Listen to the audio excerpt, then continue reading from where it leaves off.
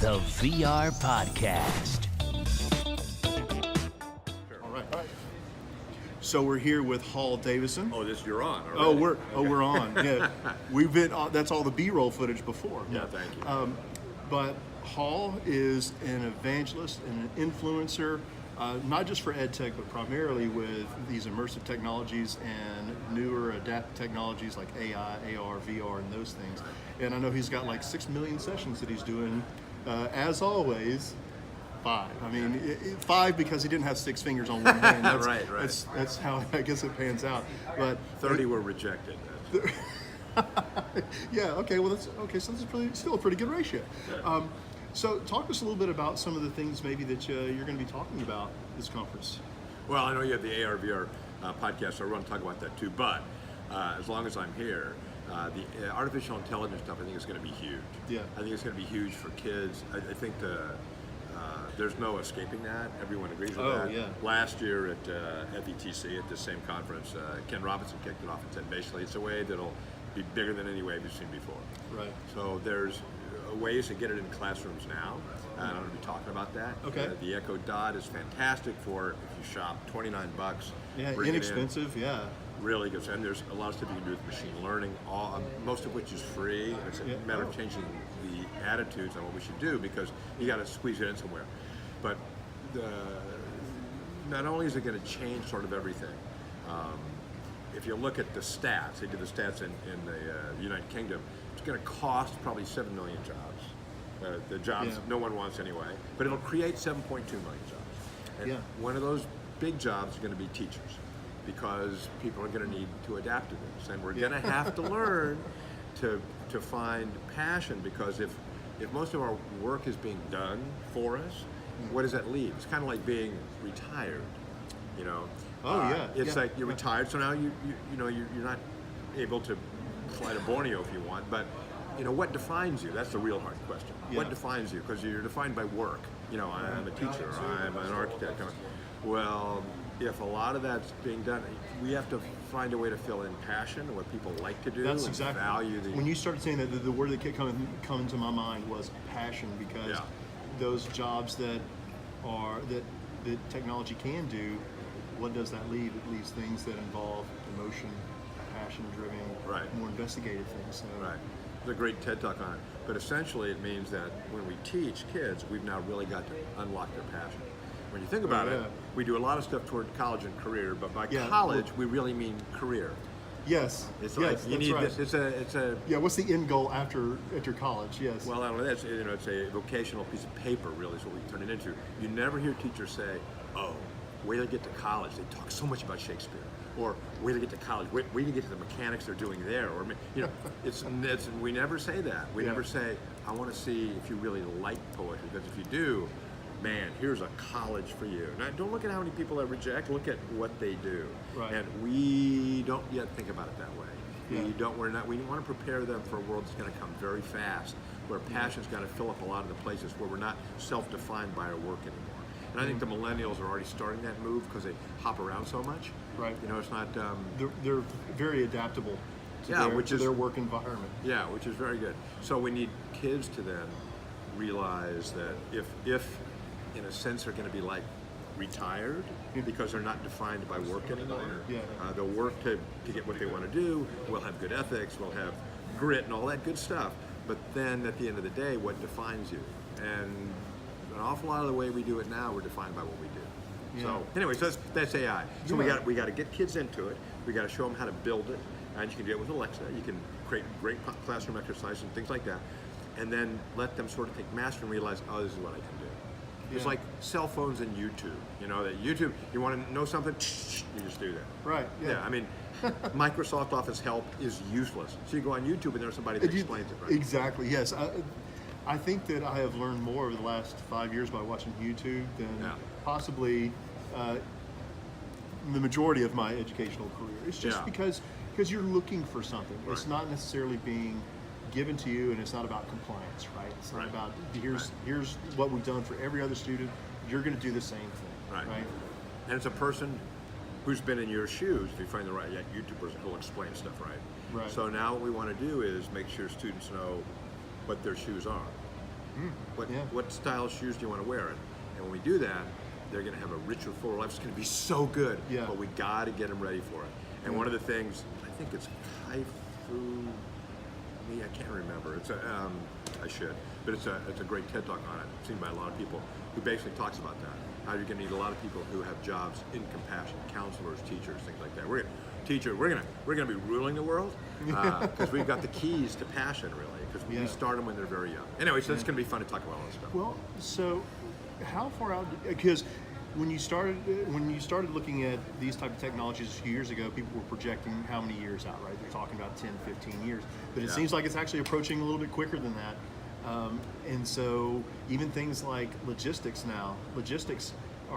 it's all done through AI and deep machine learning. You look at companies like Amazon, UPS, all these things, they're doing things a little bit differently what they've done in the past. So it seems like it's being ingrained in our environment, and we don't even actually know that it is actually there.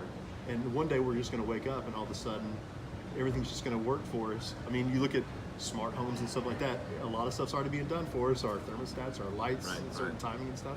So even little things like that where you don't have to think about, oh, I got to turn my lights off, or I have to make sure that I shut my air off, or I forgot to turn my water off, or whatever. It just kind of, it takes care of itself. So how fast do we see this coming? Well, it's interesting. One stat, let's talk about the speed. I'm fortunate to sit on the ISTE board, and Bill Best, who's the president, has said, I forgot where he heard it, but that the pace of change is the slowest now it'll ever be. And to be honest, that's a little scary. That's a little scary, but it's absolutely true. That means you better grab on and hold on. Right. Or just be in front of it. So the stat now is that in households over $150,000, 65% have an AI-driven device in their home. Yeah. Under that, it's 52%.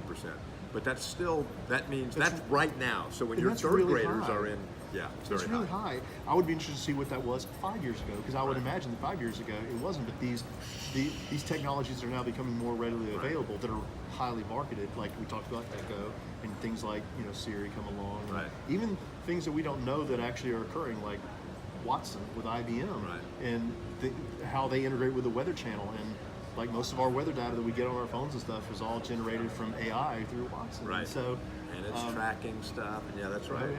So things are happening, but it is interesting to think this is the slowest it's ever going to be. So here's what I think is going to be an interesting change. So I was actually teaching math in the days when calculators came in. That's how old I am. So he's not that old. Don't fall for it. Calculators. So there was a big debate among math teachers, like, we're not bringing them in my room. These kids got to learn. I mean, that debate evaporated very quickly, but it was true. So here's what I want to do. I want to get an AI, let's say in 2 years, maybe 3, and I want to give it a standardized test.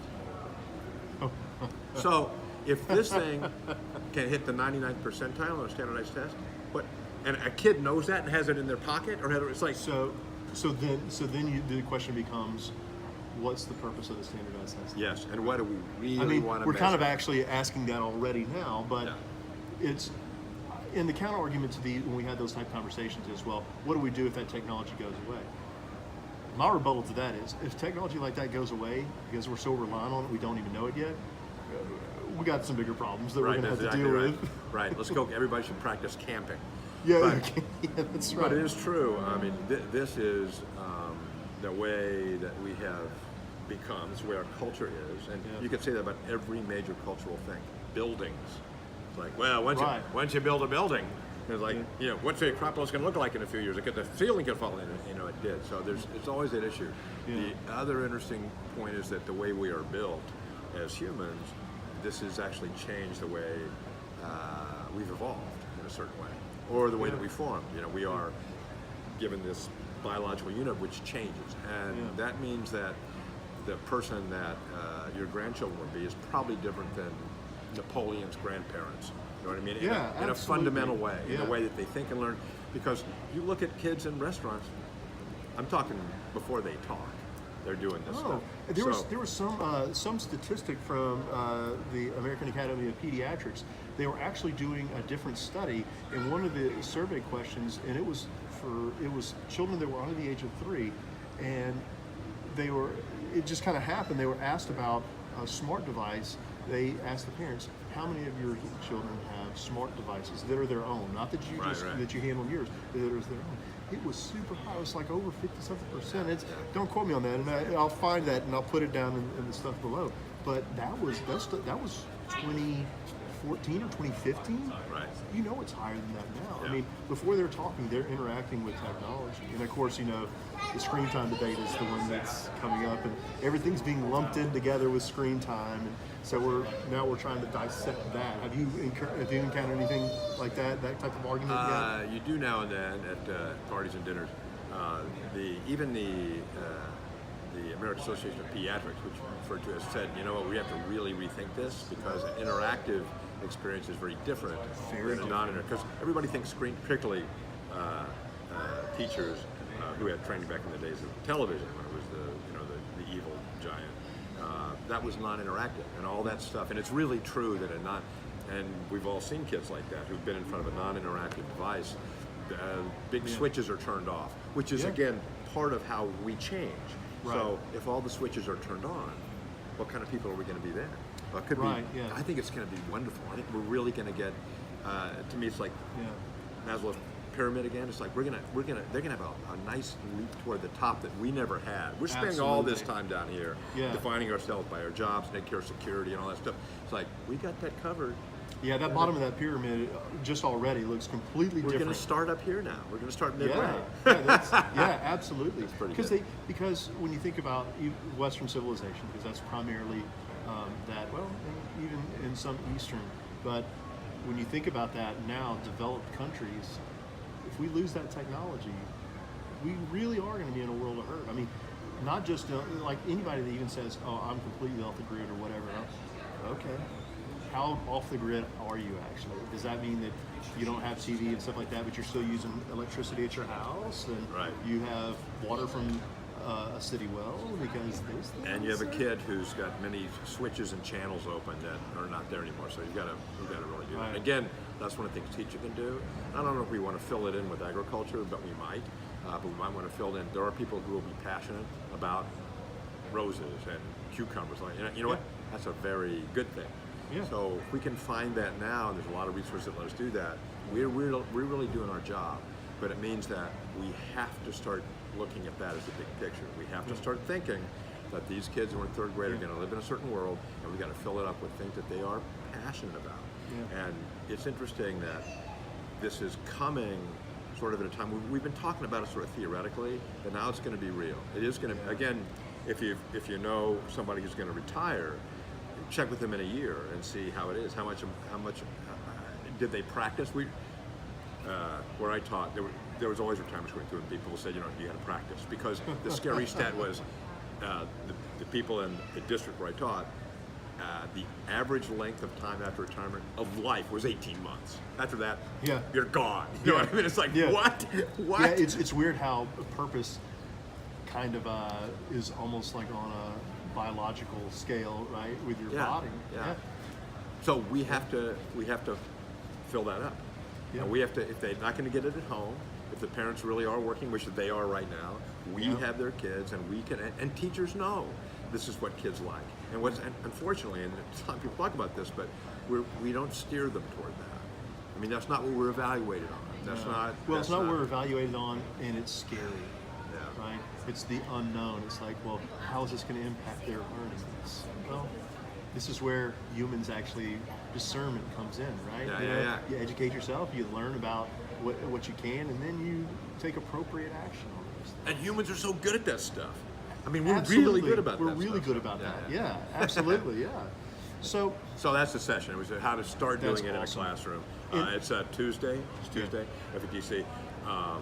It's the way it works. And the TED Talk was, because I have a computer here, it was Kai-Fu Lee. It's a really good one. Kai-Fu Lee. He was the guy that helped develop the AI for Apple early on. And then now he does entrepreneurship and things like that. But I can't see exactly how many people have watched it. Oh, no, almost 1,800,000. Yeah, so, just almost 2 million. Not hopefully we're getting some traction in this.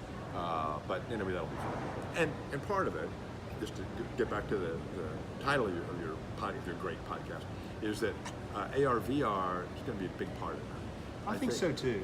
I think there's, when we start thinking about immersive technologies, AI plays a role in these things because we're moving away from just these photospheres and videospheres. We're moving away from them.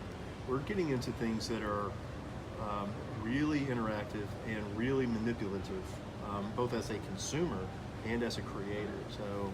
Well, yeah, and in my session, I'm sure there are a lot of sessions here too, we're going to be talking about creating it and how to do it and all this cool stuff. Brought lots of stuff around. I think we're going to talk about Tuesday morning about how to hack the Merge Cube, which is very cool. It's going to be big announcements on the Merge Cube, by the way, here at FETC. Show up Tuesday morning. Yeah.